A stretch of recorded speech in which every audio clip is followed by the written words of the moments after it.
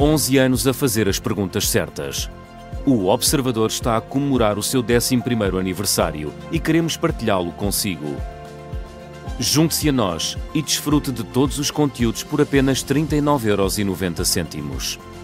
Assine o Jornalismo Independente, agora com 58% de desconto em observador.pt.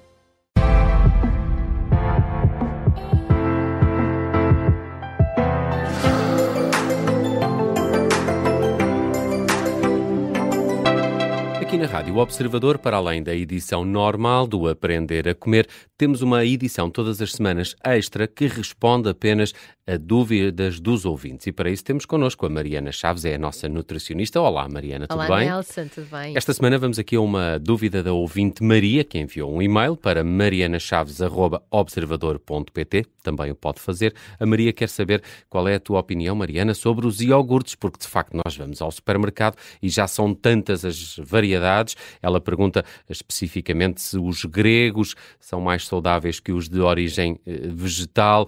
Que escolhas é que devemos fazer? Porque de facto há cada vez mais variedades de iogurtes, não é? É, sem dúvida. É pensarmos desde as vertentes que são quase uma sobremesa, que nos apresentam como sendo iogurtes, porque eu acho que Imagino que esses não sejam assim tão saudáveis. De todo, não é? E as crianças puxam-nos sempre para lá. A palavra iogurte eu acho que é aplicada a produtos alimentares muito dispares.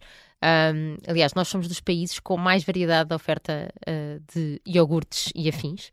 Antes havia iogurte normal e com pedaços, quando Sim, eu era mais novo. Sem dúvida. Marcas muito, que já desapareceram muitas delas, não é? Verdade. Porque isto é um alimento que é minimamente processado, não é? Daqueles nossos programas sobre os processados e minimamente processados, e que na verdade é saudável se estivermos a falar de um iogurte natural. Portanto, nós temos, só para também quem nos ouve conseguir perceber o que é esta panóplia. Não é uma panóplia de sabores nem de marcas. Nós temos o iogurte natural, o de aroma, o de pedaços, o cremoso, o grego, o skyr. E depois ainda aparecem alternativas que associamos a iogurtes, mas que na verdade não podemos dizer que são iogurtes, que são os de origem vegetal, que são os de soja, os de coco, os de amêndoa e ainda os de cânhamo. Bem, há muitos, não é? É verdade. E olha, o que acontece aqui é que se te dizia que de um lado parece uma sobremesa e que, portanto, aquilo não é bem um iogurte, não é? Não podemos olhar para aquilo como uma hipótese de iogurte saudável. Do lado oposto temos o iogurte natural. E esse sim é um leite fermentado por bactérias, não é? Os fermentos lácteos, sem açúcares adicionados, portanto, claro que não vai aparecer 0% de açúcar na tabela nutricional, e, portanto as pessoas entenderem isso porque tem lactose, é normal, é o açúcar do leite que é fermentado pelas bactérias, portanto isso é o que faz sentido. É uma excelente fonte de quê? De proteína, de cálcio e de probióticos. Dentro dos iogurtes naturais nós também temos o kefir. Aliás, nós já falámos aqui no podcast... O kefir é um iogurte? O kefir é uma bebida fermentada que entra na categoria de iogurte. Ok. Falámos aqui no episódio... Sempre pensei que estivesse mais próximo do leite do que propriamente do iogurte. Não, mais próximo do iogurte, porque é fermentado pelas bactérias e, portanto, é uma fonte de bactérias boas, um autêntico probiótico. Nós temos um episódio, para quem quiser saber um bocadinho mais sobre isto, que se chama Kefir, a alternativa à lactose. Até porque, neste caso, o kefir, nós temos essa vantagem para quem não consegue digerir tão bem a lactose. Mas, portanto, é ainda mais rico do que um iogurte natural, mas estas são todas vertentes de iogurte natural. Também temos o skyr e também temos o iogurte natural líquido e sólido. Portanto, tudo o que seja iogurte natural, estamos a falar de alternativas extremamente saudáveis. E os gregos? Os gregos são mais saudáveis ou não? Aí nós não podemos pôr... Eu há bocado realmente falei em grego só, mas dentro dos gregos ainda temos várias alternativas. Não estou a falar de sabores, estou a falar dentro do grego natural, temos várias alternativas. Há uns mais cremosos que outros. Olha, é assim, o iogurte grego, na origem, tem adição de natas. E por isso pode chegar... normalmente entre 9% a 11% de gordura. Quando eu digo 11% é em 100 gramas, que é o que nos apresenta a tabela, o número que lá vai aparecer de gordura, lípidos, na verdade, é o nome técnico, é 9 a 11. Um grego regular, vamos dizer assim. Pode ou não ter açúcar, normalmente o natural não tem açúcar, mas aí também devemos verificar e devemos ter aqui como limite talvez uns 5% de açúcar máximo. Este iogurte grego é um iogurte que é considerado muito saciante, para além da cremosidade, é um iogurte que tira muita fome. não só por esta quantidade exorbitante de gordura. Para as pessoas terem ideia, um iogurte considerado meio gordo anda à volta de 1%, 1 a 2% de gordura. Ui, então este tem muito mais. 9 a 11, quer dizer, não é? Muito mais. E também os iogurtes gregos normalmente têm um bocadinho mais de proteína do que o iogurte regular. Não comparável ao Skyr, mas um bocadinho mais. Portanto, é a junção destes dois fatores que fazem este iogurte ser bastante saciante. Mas depois, nós também temos no mercado, e variedíssimas marcas, iogurtes gregos que já têm alguma redução de gordura, para cerca de 2%, 2 a 3%, que é, assim, um limite que nós poderíamos ter aqui, mantendo a mesma um aumento de proteína. Portanto, acaba por ser um iogurte que pode realmente ser saudável neste contexto. O Skyr, em regra, que também é um iogurte, eu estou a associar o Skyr ao grego, mas porque em termos de cremosidade, parecido. É parecido. É parecido.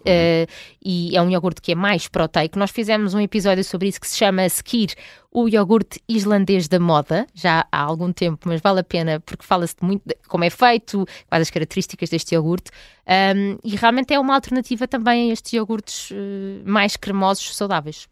E pelo que percebi também é uma boa alternativa para quem faz exercício, não é? O Skyr nesse aspecto é mais proteico. E desculpa, Nelson, também noutro aspecto que é, hoje em dia fala-se muito da proteína, como sendo um nutriente, óbvio, não é? Nós falamos de proteína e parece-me falar de comida. Não, é um nutriente, mas alimentos ricos em proteína, como o Skyr e como um grego, etc., são muito importantes ao longo do dia, porque vem-se cada vez mais a falar do que acontece com o avançar da idade, o que acontece nas mulheres a partir dos 40 anos, que nós começamos a ter menos capacidade de produzir a massa muscular, e a proteína, os alimentos ricos em proteína, realmente têm um papel que não é substituível na nossa alimentação.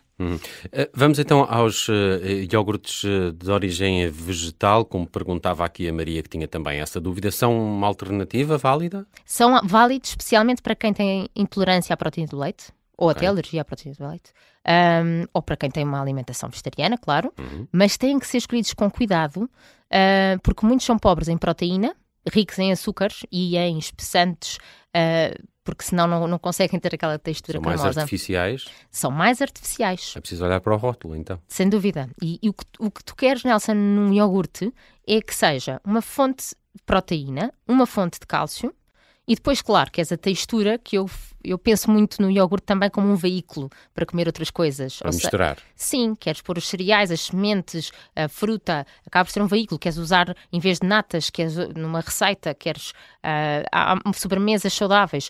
Portanto, agora, há alternativas vegetais que nos dão tudo isto, claro. Não estou a dizer que não existe. Os de soja são os mais conhecidos, sim, mais habituais? Mais habituais, não é? Acho que aí tem que se procurar, por exemplo, uma proteína acima de 3 gramas, de 3%, 3 gramas em 100 gramas. Idealmente, os de base de soja deveriam ser biológicos por uma questão de controle da proveniência da soja, mas nem sempre é possível. Mas se nós olhamos para este produto alimentar como sendo uma alternativa ao iogurte, o de soja terá isto. Os que são à base de coco normalmente têm muita quantidade de gordura e não te serão uma fonte de proteína nestas quantidades dos 3% que estamos aqui a falar, mas claro está que podemos sempre adicionar proteína ao iogurte, atenção, não é? O que nós fazemos com o nosso alimento a seguir é que o vai tornar no final numa refeição saudável ou não. Eu diria que é bastante relevante olhar para a adição ou não de cálcio, porque normalmente nestes produtos o cálcio que lá está é adicionado e faz sentido olharmos para se tem ou não a adição de cálcio. E claro que mesmo os que dizem naturais, nós temos que verificar se realmente não há adoçantes, açúcares adicionados. Então, o que é que eu devo escolher no supermercado? Olha, aqui para responder à Maria, portanto, respondendo a ti e à Maria ao mesmo tempo, ou seja, neste específico tema que estamos aqui a falar, eu diria que a prioridade é sempre iogurte natural simples, seja kefir, seja Skyr, seja natural normal, e dando relevância ao kefir por ser um probiótico. Depois, grego, verificar sempre a gordura. Não deixar ultrapassar 3%, idealmente 2%, entre 2 a 3%, e sem adição de açúcar. E se for vegetal, olhar para a proteína e para o cálcio. Ou então fazer isso em casa, não é? Tipo, escolher o que tem o vegetal, poderíamos adicionar qualquer coisa para aumentar o volume da proteína. Sim, personalizar em casa. Eu acho que aí, mesmo que muitas pessoas, quando se fala do iogurte natural, torcem um bocadinho o nariz, mas a verdade é que se nós juntarmos a canela, a fruta, as sementes, deixa de ser um iogurte de experiência só natural.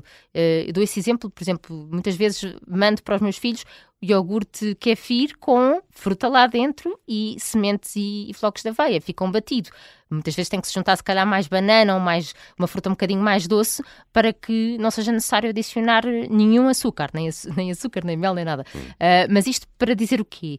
Porque muitas pessoas e pais se retêm às vezes do iogurte natural, pensam, não, isso em casa não vai ser possível. E esta transição é possível fazer fazendo a personalização em casa. Muito bem. Esclarecemos aqui a dúvida da Maria. Já sabe que podem enviar dúvidas de nutrição para Mariana Chaves, @Observador. Este é um episódio extra do Aprender a Comer, mas na próxima terça-feira teremos um novo episódio e vamos falar do Dia Mundial do Hambúrguer, que eu nem sequer sabia que existia, mas estou super curioso para saber o que é que a Mariana Chaves nos tem a dizer sobre o Dia Mundial do Hambúrguer. Mariana, até para a semana. Até para a semana, Nelson.